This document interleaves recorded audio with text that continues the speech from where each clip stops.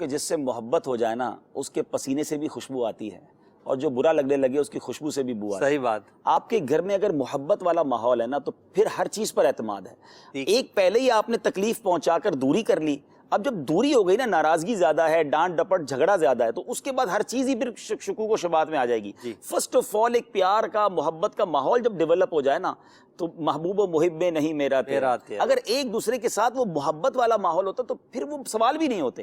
اور دوسری بات، بہت زیادہ پوزیسو ہوتے ہیں لوگ، موبائل نہیں کسی کو دکھانا اور لاک لگا کے رکھنا، اور گھر والوں کے ساتھ اگر گھر والے ہی ایسا کر رہے ہیں تو بعض اوقات شیطان بھی تو یہ کام کرے گا نا کہ کسی طرح دوری ڈالی جائے۔ میاں بیوی میں بالخصوص جدائی ڈالنا شیطان کے بڑے کارناموں میں سے خود شیطان گنتا ہے، ٹھیک ہے نا؟ تو اس طرح کے کام ہمیں خود بھی نہیں کرنے چاہیے۔ ایک صحابی پیارے آقا علیہ السلام کے قریب سے گزرے اور پیارے آقا اپنی زوجہ محترمہ کے ساتھ کھڑے تھے، مگر وہ صحابی رسول جب آگے چلے گئے تو پیارے آقا نے بلا کر فرمایا کہ یہ میری زوجہ ہیں، سبحان اللہ، یعنی کلیریفائی کیا۔ اور وہ صحابی کہنے لگے یا رسول اللہ صلی اللہ تعالی وسلم، کیا میں آپ پر کوئی بدگمانی کر سکتا ہوں؟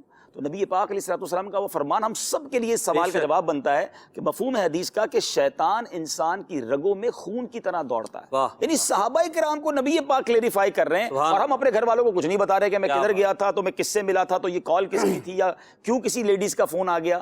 کوئی نہ کوئی وجہ ضرور بنتی ہے جہاں سے یہ بات اسٹارٹ ہوتی ہے۔